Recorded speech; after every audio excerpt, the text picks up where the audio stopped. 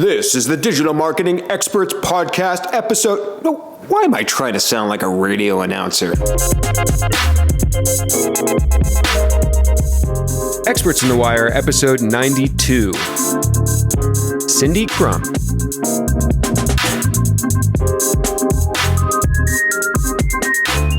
Hey everyone, welcome to episode 92 of Experts on the Wire. I'm very excited to have Cindy Krum on the line today. We're going to talk all about mobile SEO, the mobile first index, and take Twitter questions on progressive web apps, AMP, site speed, and more.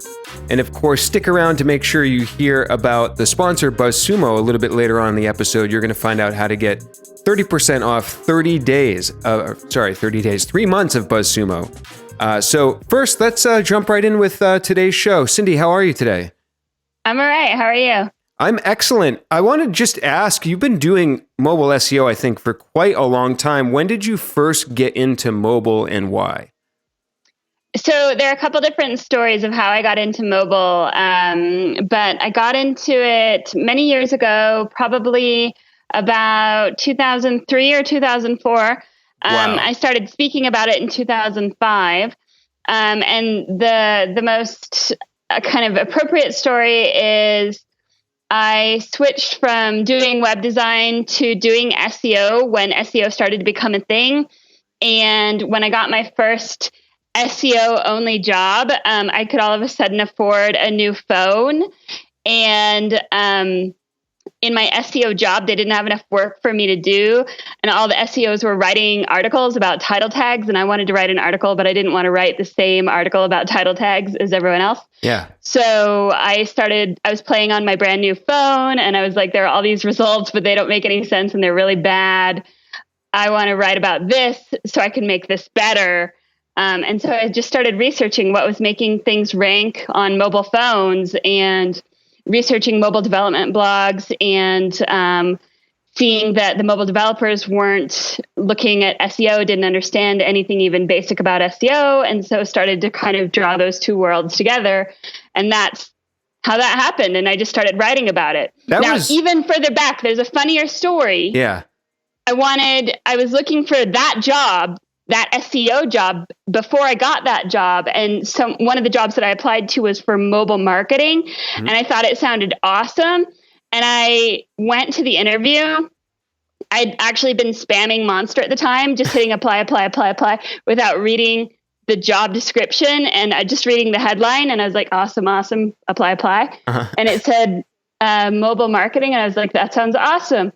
And so when it came time, they responded and they said, we'd love to have you out. I was like, this sounds awesome. I'll go. So then I started driving to the address and it was in the middle of nowhere and I got nervous and it was in this industrial district. And I was like, this does not feel right. What kind of mobile marketing is this? And it took about 30 minutes into the interview that I figured that their idea of mobile marketing was designing like graphic design for trailers. So I was going to guess, was it maybe mobile home marketing? And by the way, I can mute the dog out after I can edit the dog out when you're not talking. I have a dog too, so don't worry about it. I'm really curious, like that was way before the iPhone, we had like Safari, like full browsers on a mobile device. So were you kind of like into gadgets and electronics? Like what piqued your curiosity on mobile so early on? I mean, like what could we even do on mobile devices back then? So what caught your interest about it? So I was sort of techie when I was young. I was the first kid on the block to have a computer. I was into search pretty early because, I said this when I was in Munich a couple of weeks ago. My mom was a librarian. And so she was showing me search engines and like Northern Light and Alta Vista and telling me about title tags. She understood, what made things rank and stuff like that. Mm-hmm. And so I was kind of techie, and I remember very clearly a guy who I'm still like a little bit friends with on Facebook named Matt. In high school, got the fanciest phone, and he said it had internet. And I was like, this is in high school, and it could pull like your horoscope, but it was text only, and that it was like the T-Mobile internet or the Verizon internet. And I was like, that is not the internet. I was very like, it was an affront to my understanding of the internet. Anyway, and that was way back. Like I was in high school in the 90s. Yeah. So, yeah. And you've been doing this for so long now. You were one of the first. I remember when I got really into SEO in like 2009, you were a name that came up all of the time talking about mobile SEO. So how does it feel now that mobile SEO is the thing and you've been there all along? Like it must feel nice to sort of have been there from the beginning and be really championing mobile. And now it's finally seeing its day, its year, its decade.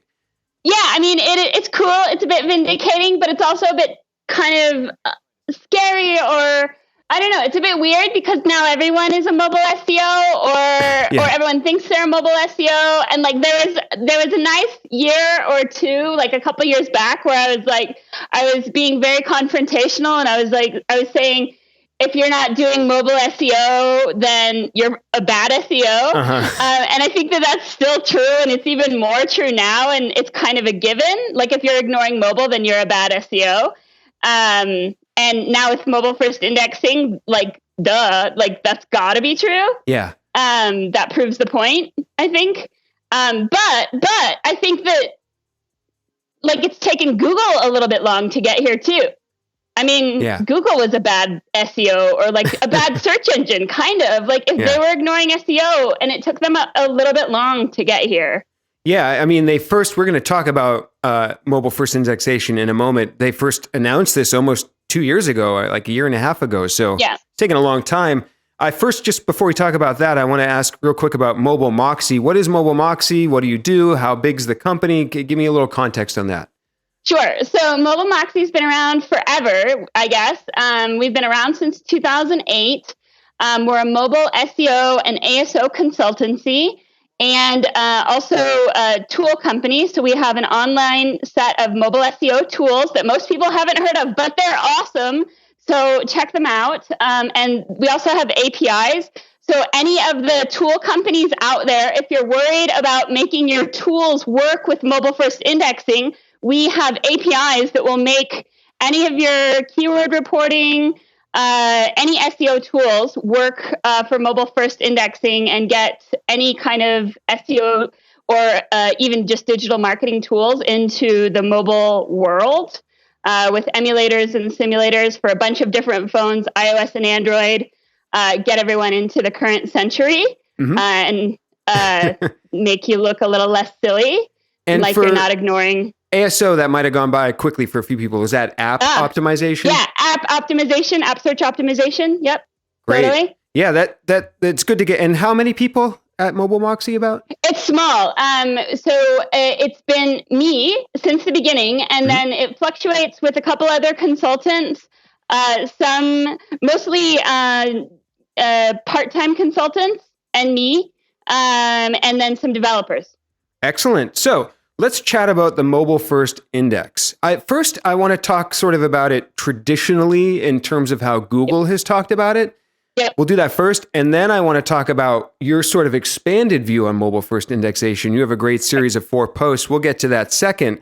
But first, let's just go back and like do a quick definition of mobile first indexing. What is that exactly? Okay. So the way Google is describing it, mobile first indexing is the process of Google evaluating sites using a new crawling and indexing process that has a mobile crawler, a mobile user agent, and indexing only what they can get using this mobile user agent. So they say that is the big difference, that if it can't be perceived by this mobile user agent, then it's not going to be prioritized. But they've been very kind of precious to say that desktop only content is still going to be included. It's just not going to be prioritized. Interesting. So it's kind of like, that's not monumental. That's what I keep thinking is like, why are you making such a big deal if desktop only content will still be included? It's just, and then how is the mobile only user agent going to get the desktop only crawler or content if it's not perceivable? So what I'm getting from especially people like John Mueller All very nice, smart, well-meaning people, but sometimes the story changes a little bit, or it kind of morphs along the way. But what I'm understanding is that they're not kicking content out necessarily, that it's the same index. It's just now they have a new crawler. Yeah. And that's Danny Sullivan as well. Yeah, it's been It's not freaking monumental. I don't know why the big hurrah if they just got a new crawler, because they've gotten new crawlers before, and we didn't have a brass band and 2 years of lead up for it. Yeah, and we're going to get to a little bit about your discussion with Danny a little bit later on. I want to ask about indexing specifically. Let's define indexing. Like, is this Google or search engines just storing a URL and its content in the database? Because I think even that word, some people get a little confused by or don't completely understand what Google means. So what's your take on what indexing is? Okay, so indexing is a word that had meaning before Google gave it its own meaning. And so indexing, in my kind of definition, is a way of organizing vast amounts of information in a meaningful way. And there are a lot of different ways of organizing information, and there are a lot of different indexes. Yes. And it's just a way of finding information when there's a lot of it. So the white pages and the yellow pages, those are both vast amounts of like databases of information that are indexed either alphabetically or by topic. Yes. And the Dewey Decimal System is an index. It's a numeric index keyed on numbers, but then by topic, right? So it's a system of organizing information. And there are keys in these indexes, right? In the Dewey Decimal System, it's the number is the key, and the number is correlated to a topic. Mm-hmm. In the white pages, it's the letter, the alphabet, and then that correlates to everything within that letter. And for the web specifically, I was checking out the Google developer documentation. Google says that they make it sound like the existence of a URL is this black and white thing. Like there has to be a URL for there to be something for them to index. I think that you believe otherwise. So I'm wondering if you can talk a little bit about that. Yeah, so this is getting into the new conspiratorial, like tinfoil hat kind of stuff. Do you want to go there now? Let's go there. Might as well. All right. So I used to say URLs are optional, and that what I meant, I think that's unclear, and I want to retract that a little bit if I can. Fair. So, yep. And in doing that, I will also, again, forgive the Googlers for changing their story sometimes, because it sometimes has to happen for clarity's sake. Yeah. I'm adjusting my story as well. I think what Google is saying is, or what I said was URLs are optional. And what I meant was individual URLs on your domain are optional. But what I'm seeing is that Google still needs URLs, but they don't need your URLs. They'll just lend you a URL if you don't have one. For the content. And so the best example, this came up at Easter dinner. I gave this example to my family to make sure that I was clear enough that non-SEOs could get it. So I used to work in with SEO for travel, and we had this situation with a database where we had a bunch of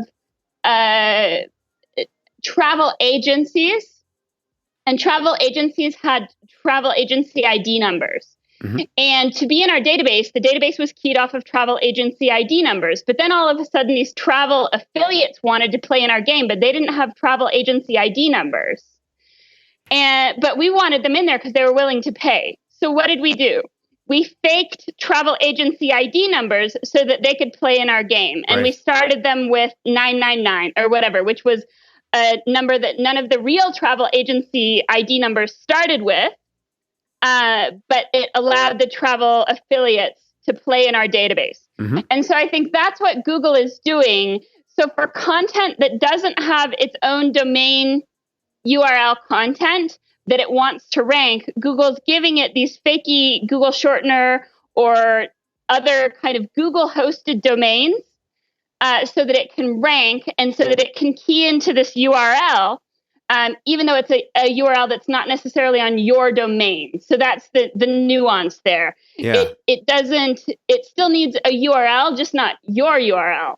Right. And so what would this be tangibly? Would this be a progressive web app or an app, or what could exist that doesn't have a URL that I've given it, but Google will give it a URL? So anytime you do, like, pull up your phone, play along with me, pull up your phone and do a search for a concept. Like in the article that I'm writing, the concept is Monty Python, right? So Monty Python, when you do the search, it comes up with the knowledge graph.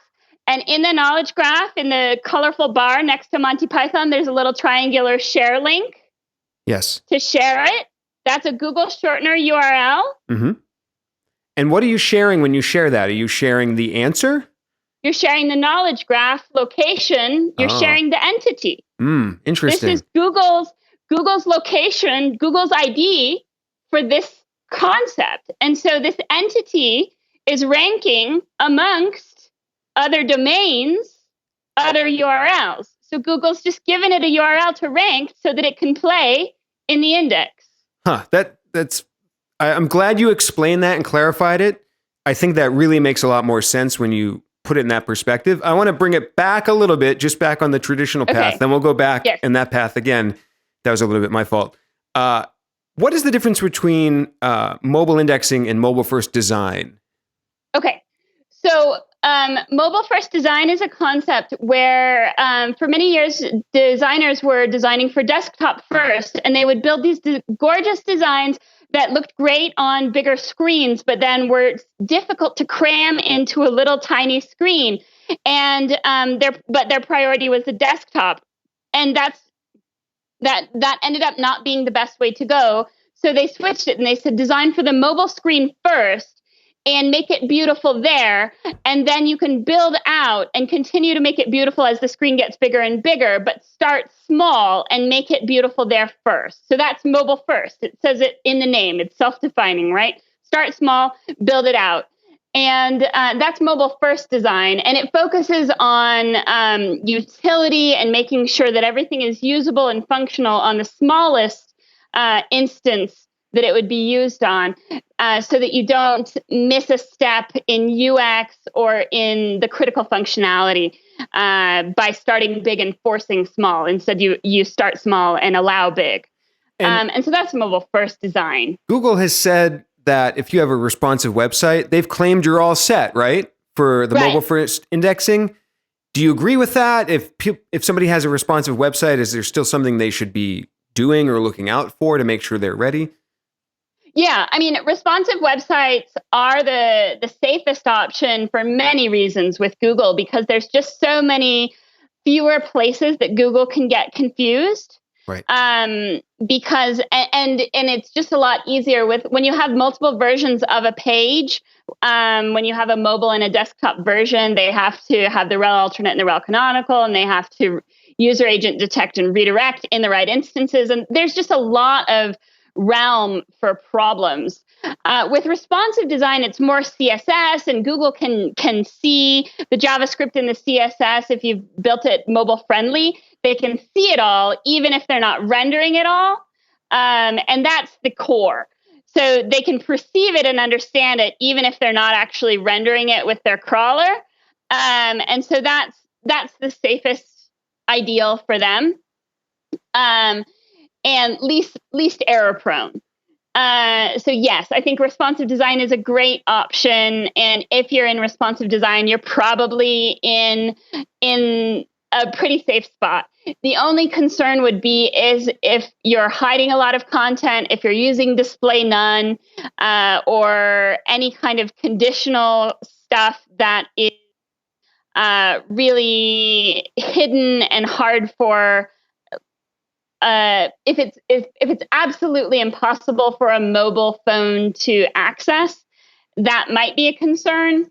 But even then, it's probably still in there because, like Google said, they're not kicking stuff out, which I still find a bit baffling.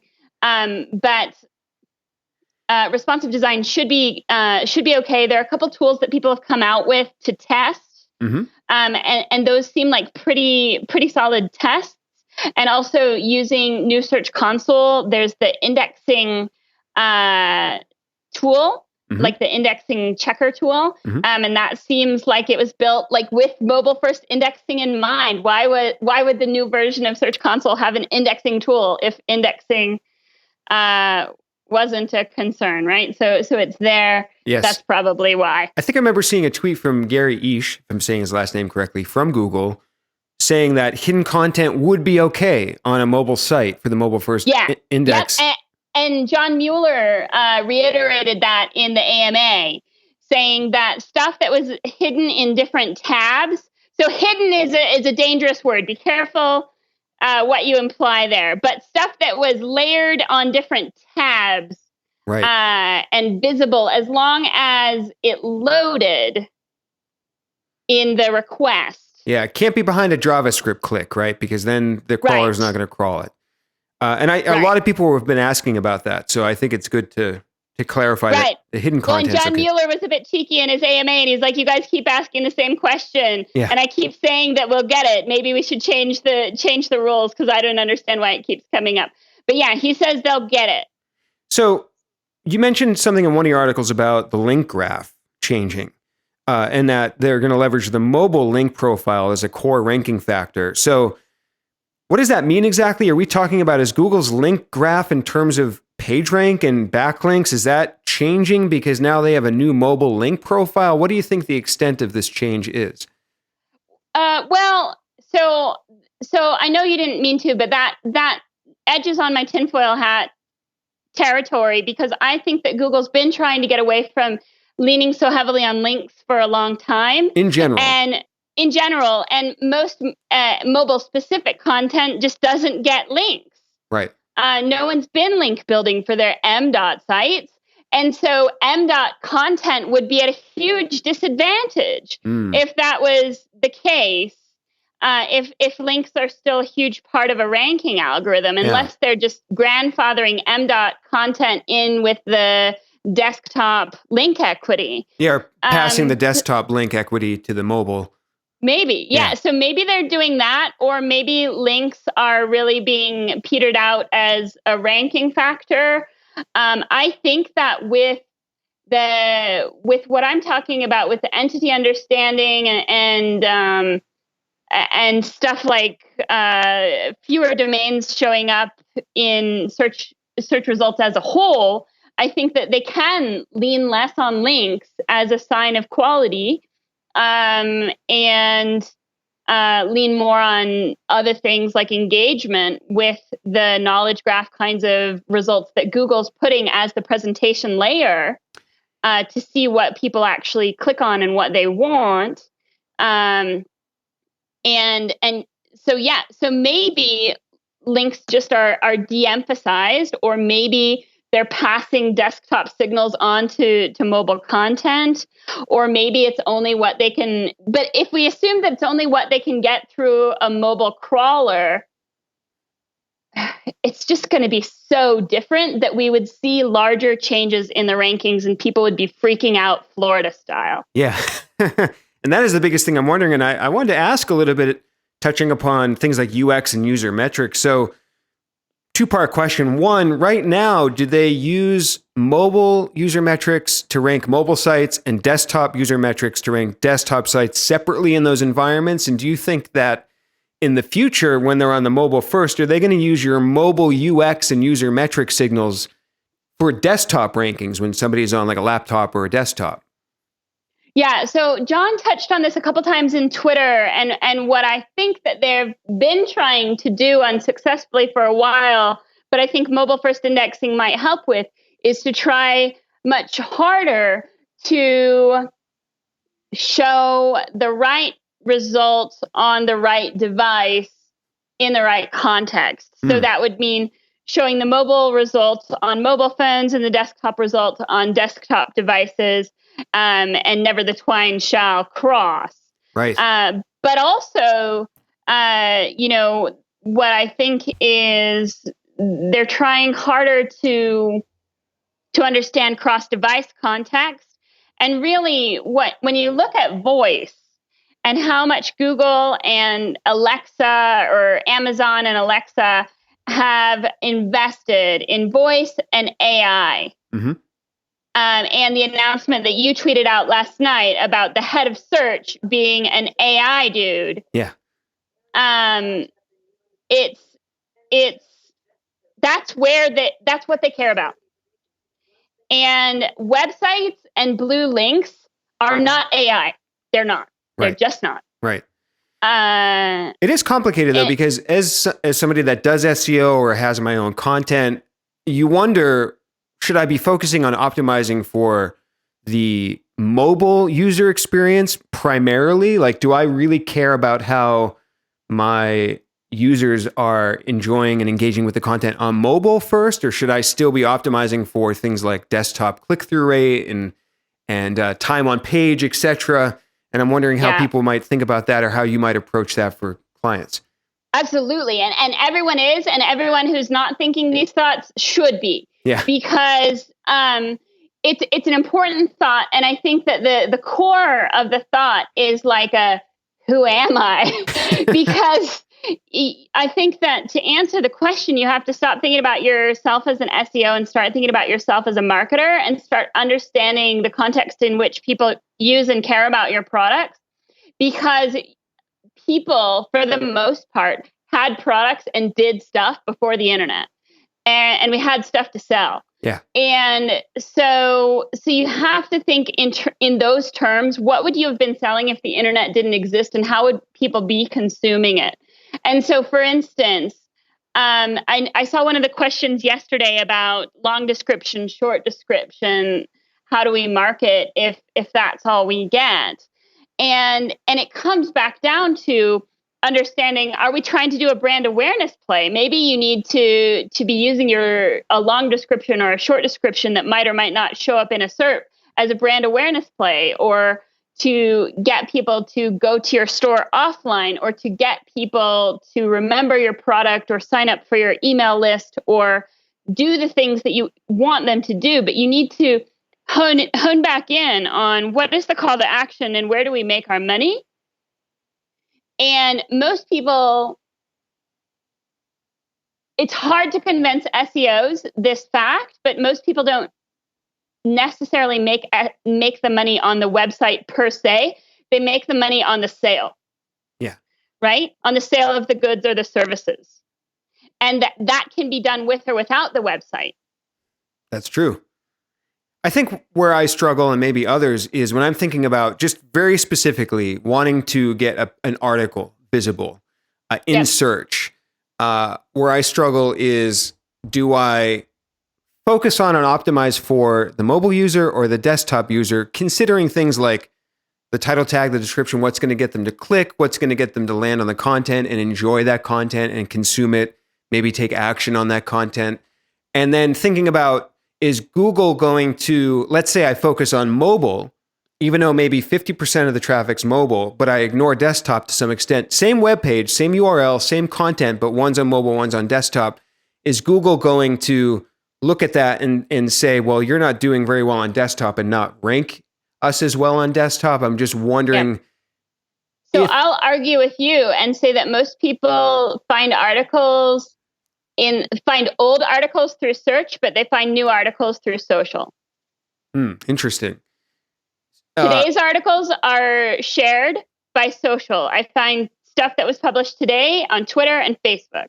I find stuff that was published last week, 2 weeks ago, 3 weeks ago, when I search when I'm doing a research project. And so we need to think about more contextually about when and how we're promoting things.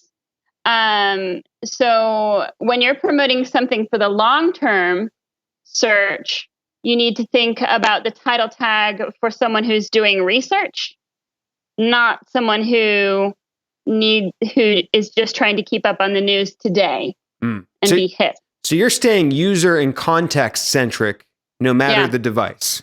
That's sort of the paradigm. Yeah. And like Google, for instance, I don't know if you've read about Google Fuchsia, or if you've played with the assistant and the entity oriented feeds. But they're all about, and the stories and stuff like this, it's all about populating your AI-oriented, what does Cindy like daily feed with stories that it knows are on topics that I care about. Well, I saw the Krum suggesting, what do they call it? The Krum for you or stories for you or something. Right. I tweeted about that the other day, that supposedly it's driving more traffic than Twitter or something. Twitter, yeah. Right? And Fuchsia is Google's next browser OS combo thingy that they're going to test, that they're writing about now. And the documentation out there is thin, but it's essentially a JSON LD XML OS browser conglomerate that's feed-based. And you key in like the entities that you care about, and it sends you stuff that you care about. And that's really how people would prefer to just have the knowledge and the articles that they want fed to them than having to search for it and find it. I did want to circle to Danny Sullivan's tweets and the exchange that you had with him. First, I'm going to talk about BuzzSumo just for a moment. Our sponsor on today's episode is BuzzSumo. And I haven't mentioned this yet on the podcast, but they have a really useful feature where you can add people to your account. And I don't know if many people know about this, because some tools don't have this feature. For example, I'm on the SEMrush plan that's a similar price value, and I love SEMrush, but I can't add new users to that. I have to pay extra. But I had a client yesterday that saw me using BuzzSumo on screen share, and they're like, oh, wow, that tool looks great. They wanted to research their competitors, and they said, oh, I wish we had an account for that tool. And I said, I can just add you to this. And they love that. So that's one of the many features in BuzzSumo that I use and love. And they're a tool that I have been using for a very long time, and I love all their features. But if you want to get 30% off 3 months of BuzzSumo, you can go to buzzsumo.com and use the discount code Dan Shore, DANSHURE, for 30% off 3 months of BuzzSumo. And on that plan, you can add all the users you want. I think there's a limit, probably like 20 or 25, but you can add a lot of users to that, which is a really nice feature where you don't have to pay extra. Okay. Danny Sullivan's tweets. So you were at SMX. This is when the zero results were being tested. So you time results. Yeah, the time results. You Google like time zone or something, and there'd be no results. Google would just tell you the time. And I think you tweeted something saying that this was part of the mobile first index. Danny disagreed. He replied back. I'm wondering, out of that conversation, did you come out of that still thinking that that was part of the mobile first index, or going more towards what Danny was saying? Or let's kind of dissect that a little bit. Sure. So I'm writing an article about this, and I want to clear the air a little bit and tell everyone that Danny's a good friend of mine and has been for many years. Danny started my career, and I think he's an excellent dude. Yeah. Also, I'll say that Danny was actually in San Jose, and we saw each other later that day and hugged it out. So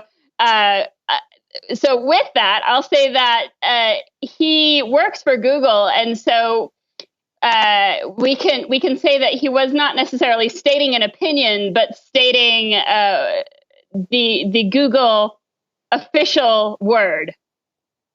Right. Google saith Google. That's not related to mobile first indexing. Yeah. So that's what Danny says. That's what Google says. I still believe that it is related to mobile first indexing because it's related to Google understanding a time query as an entity and a time response as an entity. And the article that I'm writing talks about how I think that mobile first indexing is really a misnomer, that mobile first indexing should have been called entity first indexing. That part of mobile first indexing, even though they're evaluating it with a mobile user agent crawler, they were going one domain at a time because they were evaluating each domain with the mobile crawler for entity understanding and entity kind of translation, and then plop, it's got its entity understanding in the mobile first index.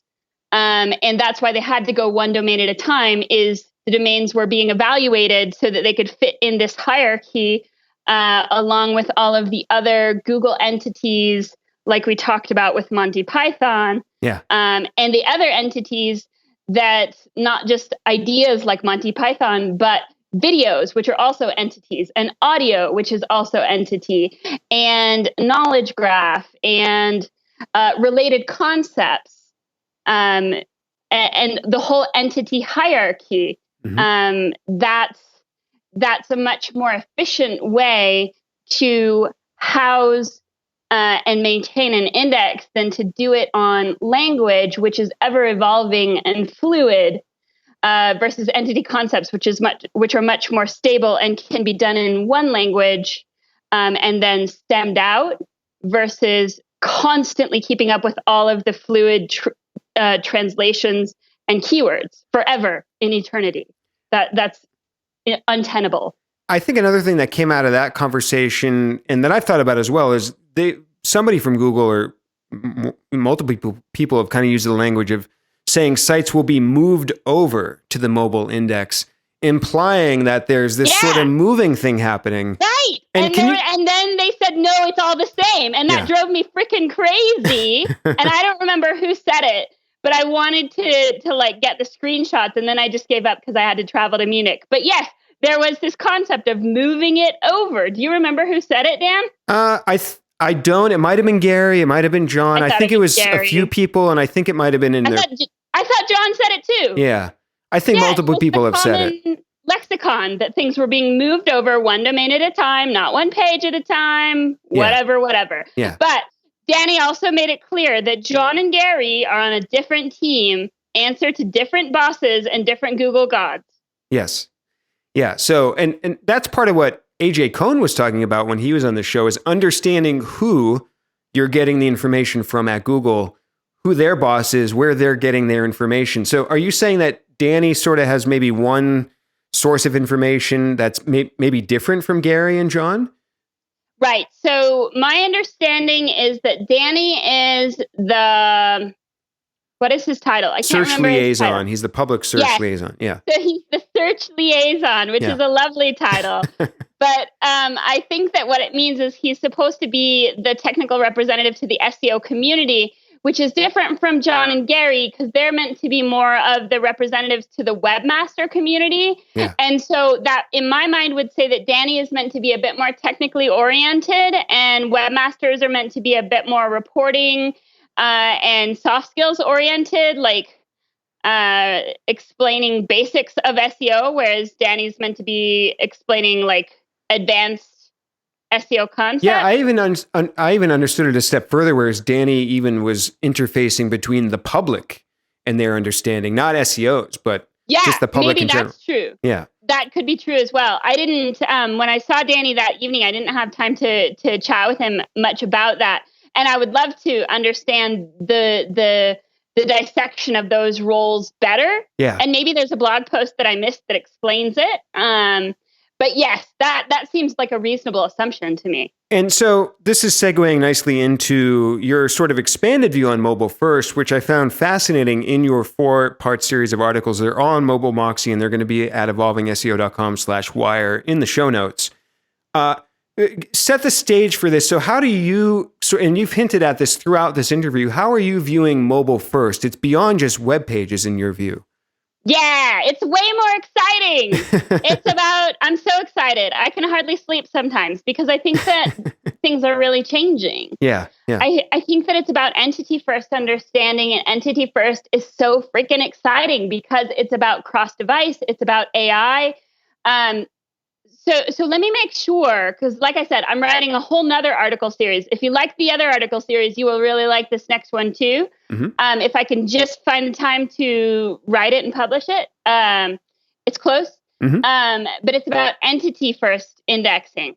Mm. And entities are nice because they are language agnostic, which is much more scalable than what Google's been doing. Just break that. They're language agnostic, meaning that it could be in English or Spanish, or what do you mean by that? So for instance, if I say, I'm going to give you two examples because this is a tough concept for SEOs who've been enmeshed in keywords forever. If I say blue chair and I show you a picture of a blue chair, this blue chair exists. Whether or not we have the keywords to describe it, it is still a blue chair if I show you the picture. Yeah. We can describe it in English or Japanese or French. It's still a blue chair, whether or not we have the words to describe it. Yeah. But we can describe it in any language, and all of those words mean the picture, mean the same thing, right? Right. It's a blue chair. And so this concept, blue chair entity, it's a thing.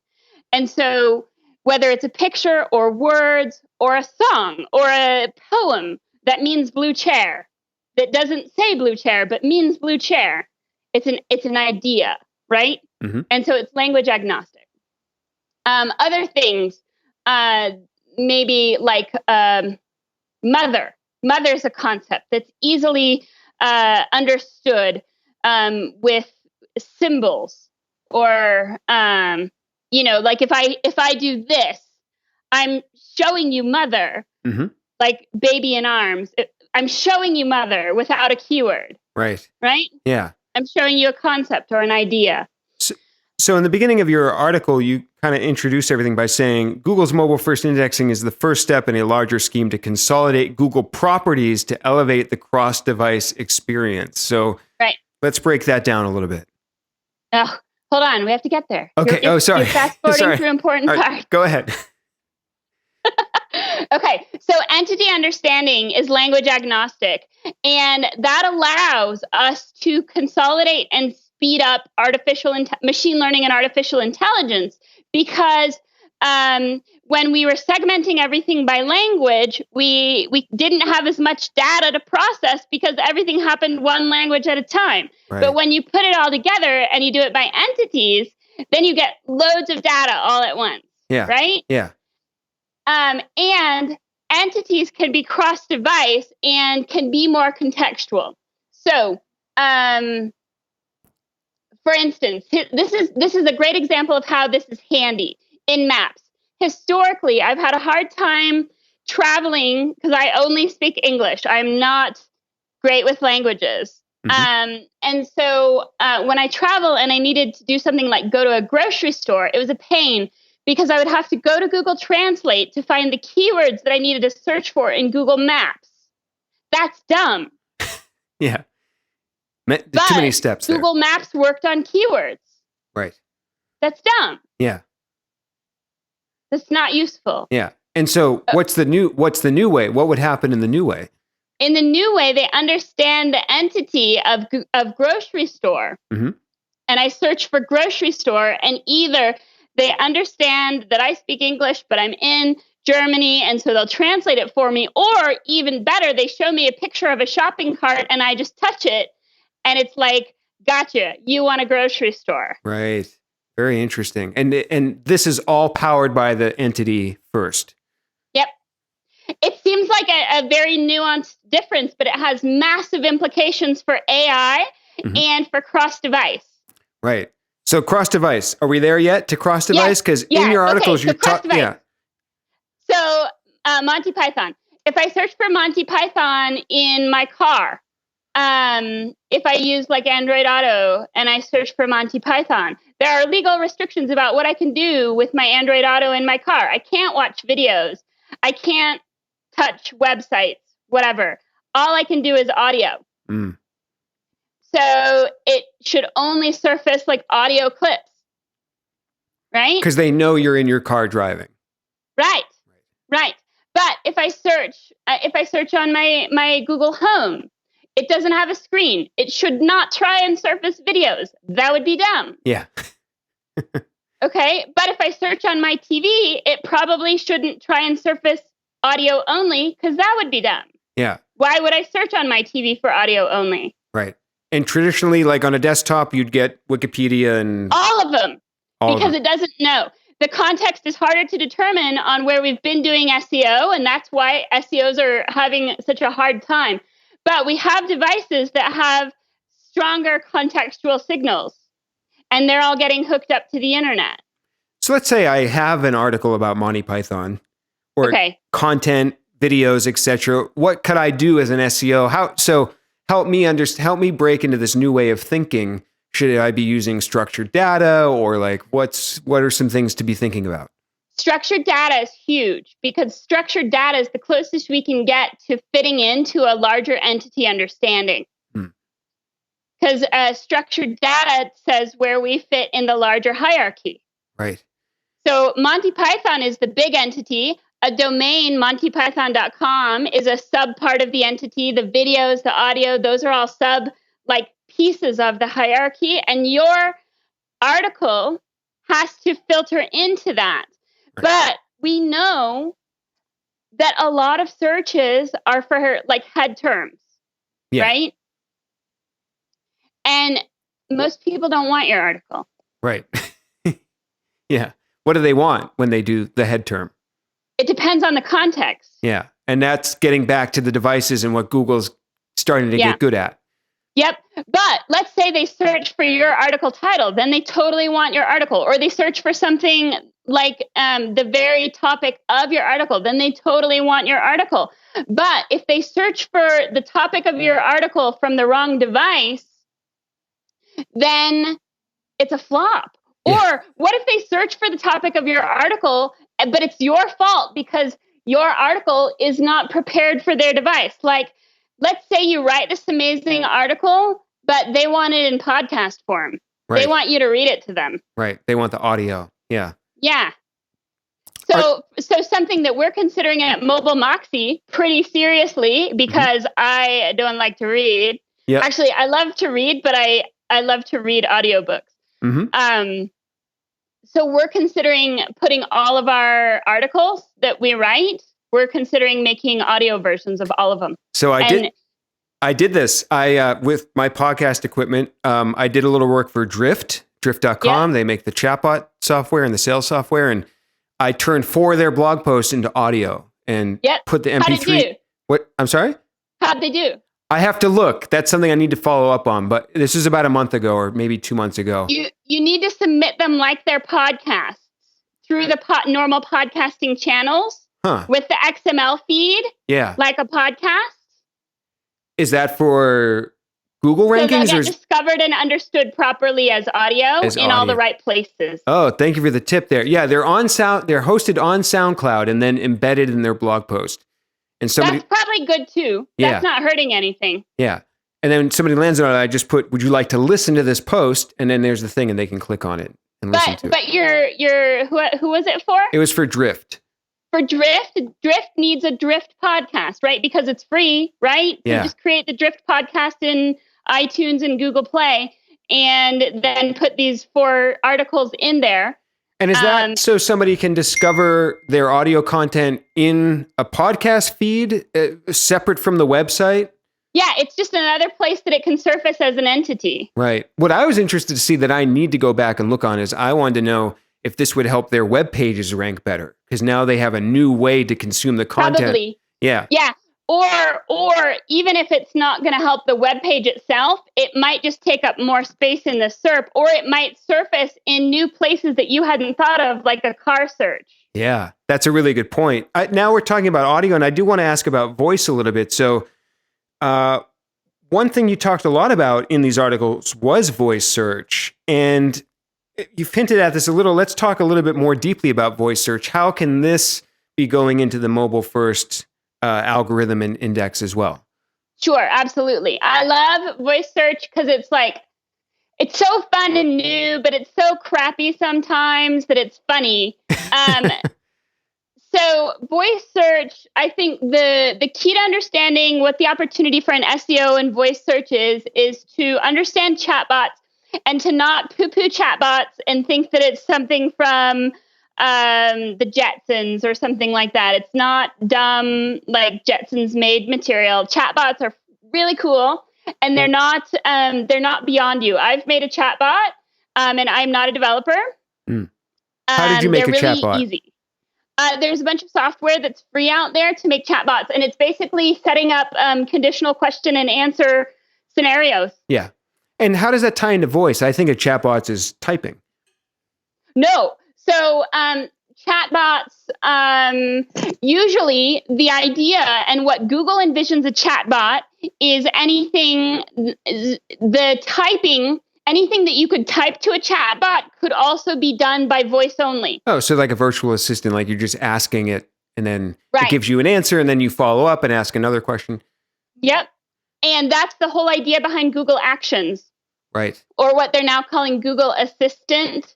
Yes. Actions. They're not really good at branding this one. Yeah. But if you go to assistant.google.com, you can find a whole directory of things that Google Assistant can do without, it's not like Alexa, you don't have to pre-download or like check a box or anything like that. Google Assistant just does this stuff. Yeah. So you can say, I'm not going to say it because I'll trigger every device in my house, but you can say like, hey, Assistant, talk to Santa. And it'll go, ho, ho, ho.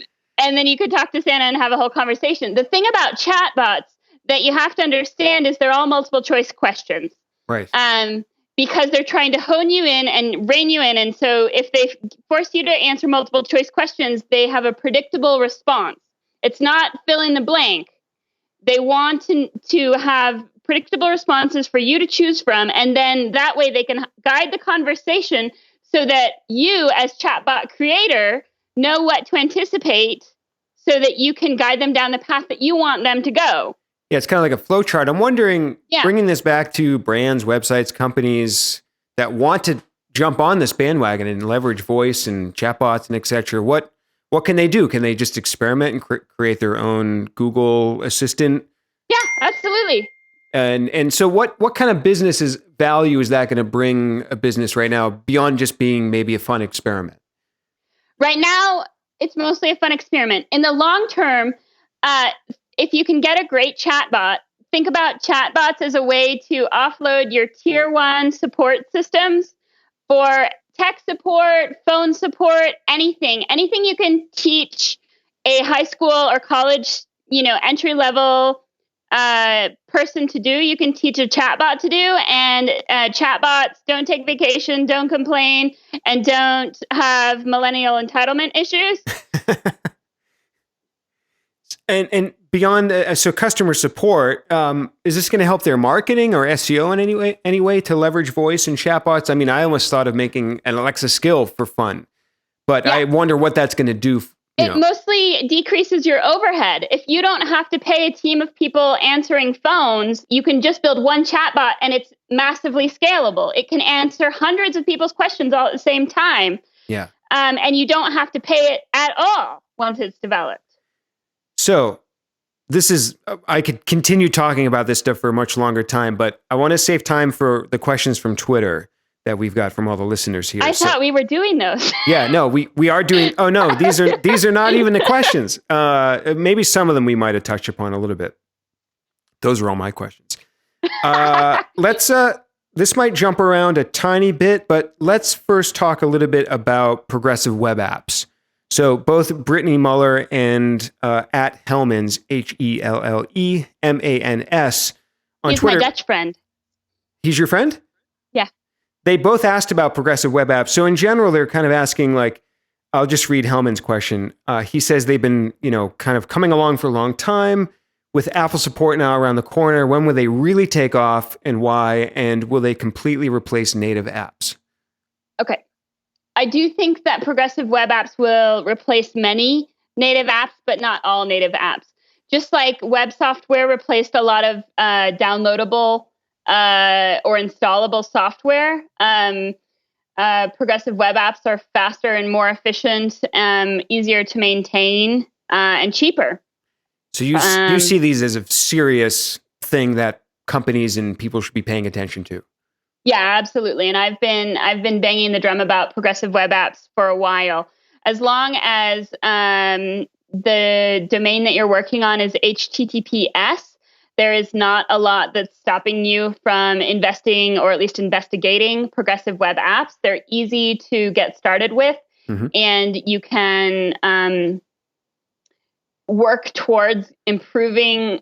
You can become a progressive web app rather quickly, and then work towards improving your progressive web app performance over time. Google loves progressive web apps. They've created entire conferences around them. And users love them. Conversion rates are higher on progressive web apps. They're just they have a lot of functionality that regular websites don't have, and they don't have the same friction that native apps have. At Rick, Rick, and he's at RICMUACHO on Twitter, asked about AMP. And I've asked a lot of people about AMP. He wants to know, because on a few episodes, some people have thought AMP is good, some people don't like AMP.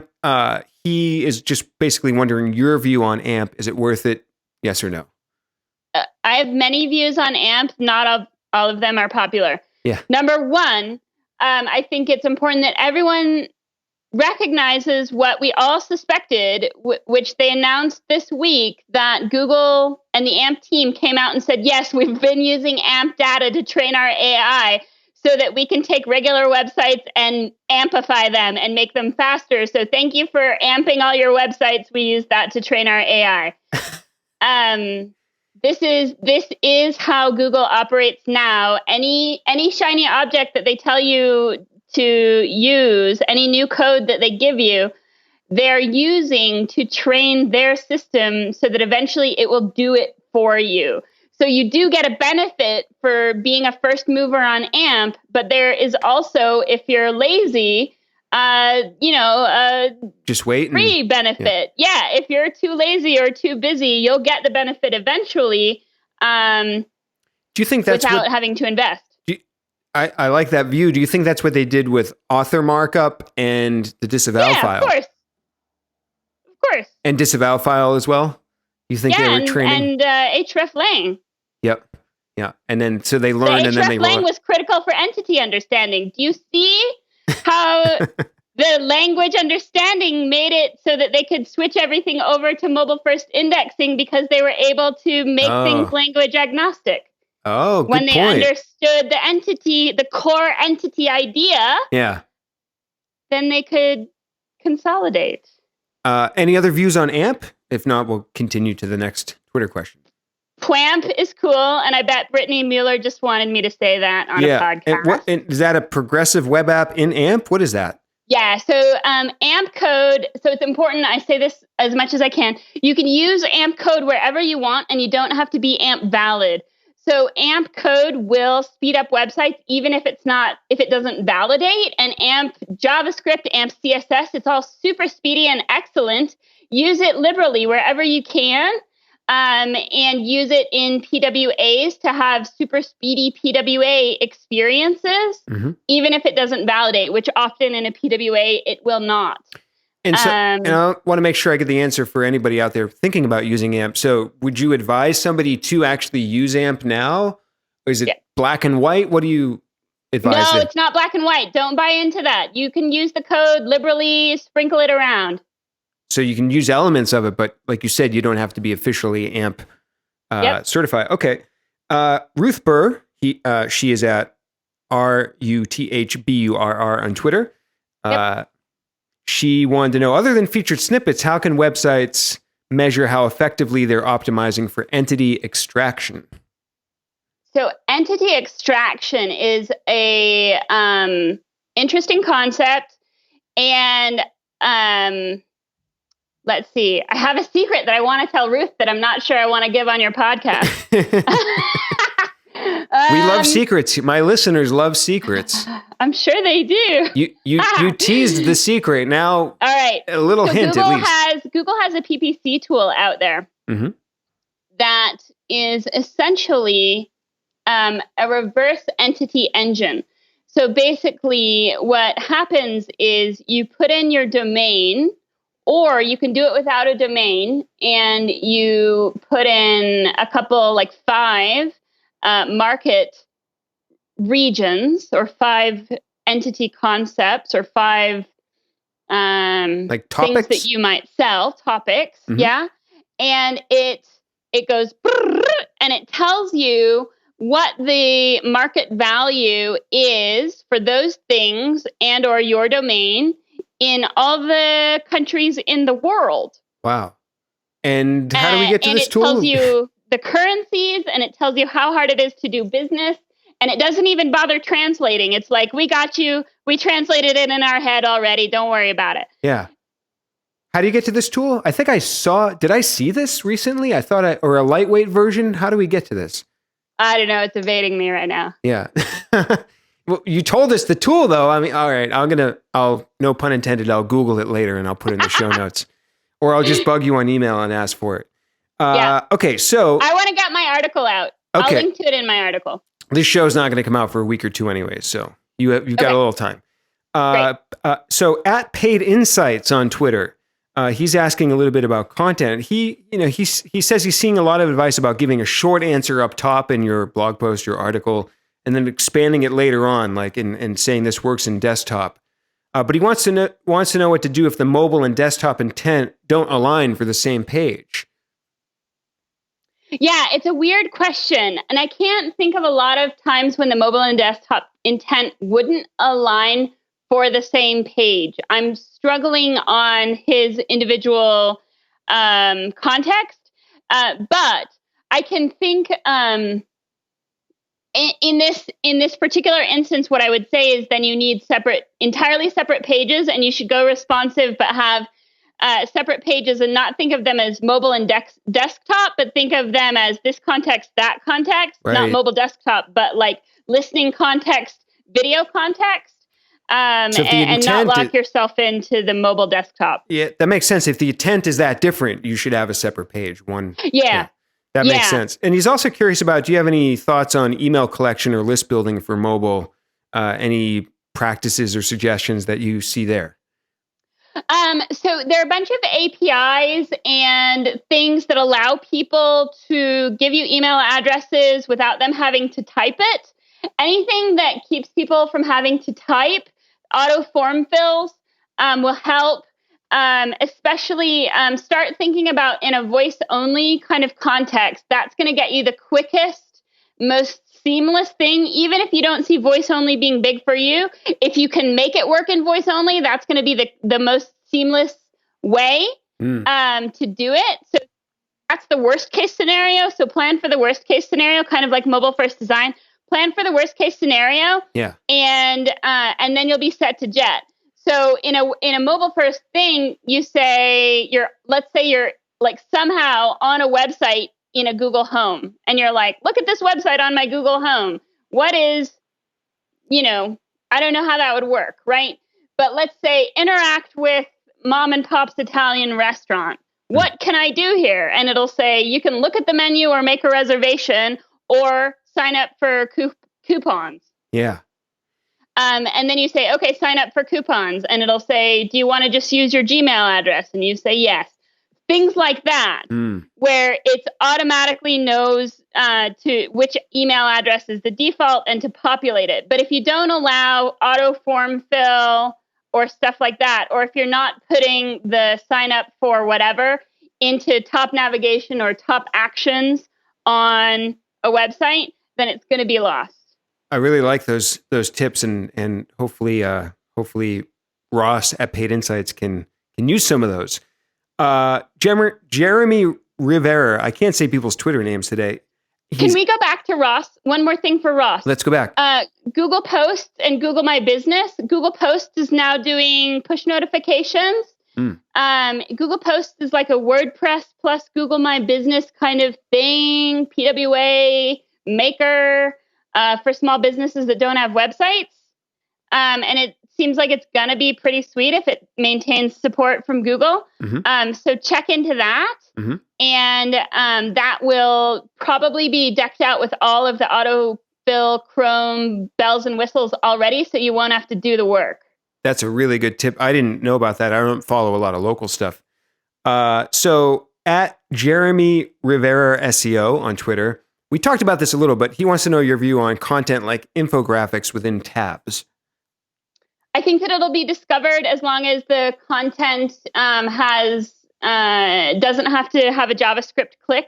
Yeah. But I think that infographics, unless there's a lot of text marked up, it's going to be tough. I think HTML5 infographics could be especially cool if you can get them populated into a knowledge graph. or an answer box because I think Google will want to surface stuff like that. Oh, interesting. So HTML5 infographics, is that basically the images sort of live within HTML or the contents within the HTML? What is that exactly? HTML5 infographics are the ones that are interactive where you can like click this and it goes boop, and it changes. Yeah, I see. Very cool. It's like a utility. So a couple things on site speed at Beyond Content. He wants to know, I'll just read his tweet. Any further discussion appreciated on recent XMX reveal regarding use of shared Krum data by Google to measure user speed and any mobile implications? Would like to understand that better. So what is he referring to? And then let's break that apart a tiny bit.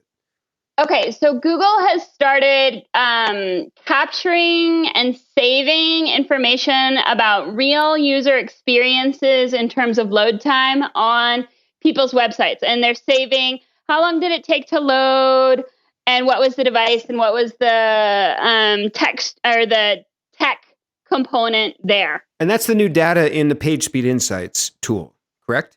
That's populating Page Speed Insights, but it's also available from a BigQuery kind of export perspective. You can get, I think, the raw data in a couple different formats. Now, there are a couple interesting perspectives here.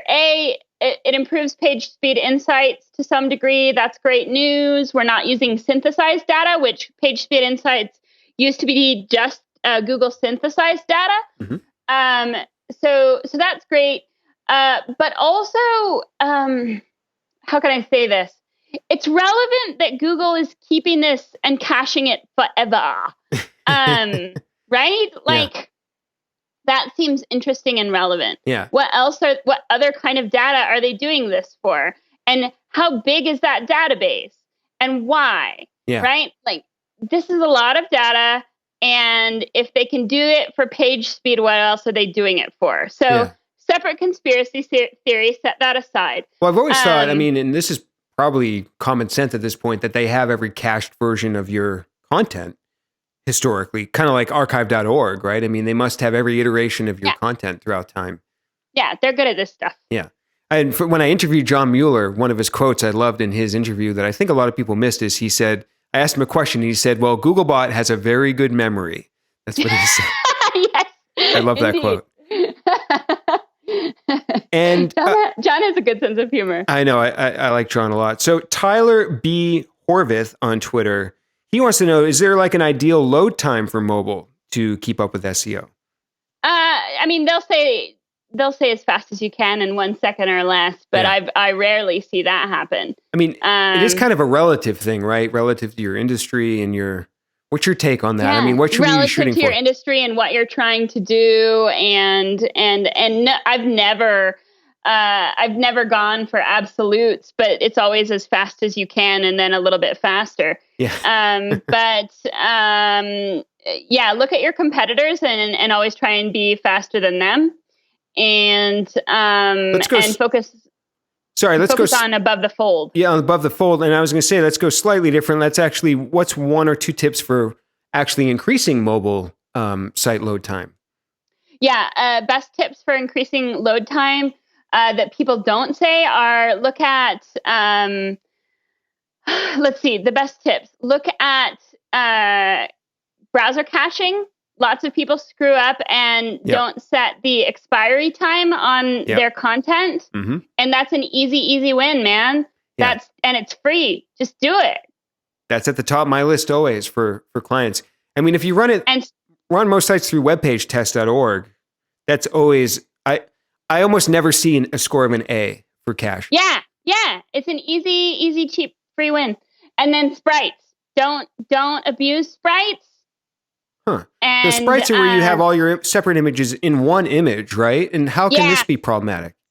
Well, so developers who don't know how sprites work or how to optimize them got sloppy. And what would happen is they, instead of using sprites correctly, they would be like, okay, we have sprite A, and I want to add a new little star.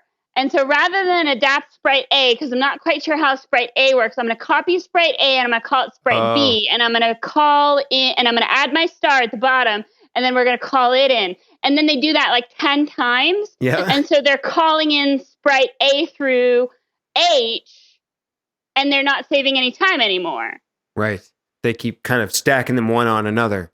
They stack them one on another. Yeah. And then they're calling in the same amount, almost the same amount of things. And then a new developer comes in and is like, why do we have sprite A through H? And then he calls in this star from sprite A and this star from sprite G and this star from this other icon from sprite L. Defeating the whole purpose of it. Huge mesh, and no one knows what to do. So then they just keep spinning out, and they're like, now we're going to create sprite 7 because screw the alphabet. We're doing like a new system. And how can you find these? Is it just running it through like a waterfall view on web page test, or how do you find the image sprites? So the tool that I used to use is no longer supported. I used to use URI Valet, and whoever runs URI Valet, I think it might be a guy named Bill. I don't remember. I loved that tool. I know. Owner of URI Valet, I would like to buy that tool from you so we can resurrect it. R.I.P. Because it was great for finding horrible sprite messes. Yeah. I don't know what tool to use anymore, man. Yeah. Well, I do like the waterfall view on webpagetest.org to find really large images. I've done that, but it's not great for that. I guess they could improve web page test and do a sprite finder. Yeah. Maybe GT Metrics. Have you checked that tool out? Not recently, but I know a lot of people love GT Metrics. You're right. I should check that out. Yeah. I haven't found a good replacement because URI Valet was so great for that. They were the best. So one little last question here. This is my question, and then we'll wrap things up. So you mentioned this earlier. I tweeted it last night. Google has a new head of search. In fact, as I understand, it's two people. They replaced John, and now there's two people. You and many people are very excited about this. And I don't know if I'm just missing some context. Why is everyone so excited about the new heads of search? Because it's all about AI. Let me give you some context that I was talking about with in terms of local, about how AI gets us to a new way of searching, especially voice-oriented searching. I was talking about this with Mike Blumenthal yesterday. So Mike focuses on local. And local does a lot to do with reviews. And reviews start as an open-ended question. Give us a review, right? And it's hard to get from an open-ended question to a filter, but it happens all the time. And Google's great at this. Because what happens is Google reads the reviews that people leave for a restaurant or a business or whatever, and it keys into themes, thematic concepts with keywords. And we talked yesterday about handicap bathrooms, right? Or handicap ramps, let's say. And so someone said, I like the restaurant, but it doesn't have a handicap ramp. And so Google's like, hey, this is a weird word that doesn't show up in a lot of reviews for Italian restaurants. Let's put it into a multiple choice question. And then now Google's sending a lot of people in maps. Once they see that you've been a place, they'll send you a chaser response that's like, hey, will you give us feedback on this restaurant? And it's not asking for a review. It's asking just for a multiple choice question. And so it'll say, did this restaurant have a handicap accessible ramp? I think yes or no? Yelp used to do that. Yep. And it'll say, is this place a place you would go for a light snack? Or is this a place that you would go to take kids? Yes or no? Yeah. And remember that multiple choice questions are great for feeding AI because they can create filters. So when enough people answer this multiple choice question that was created from an open-ended request for information that was free form, then we have filters. And so in Maps now, I don't know if you've seen in the Explore section of Google Maps, but in Google Maps, there are all of these new categories for restaurants.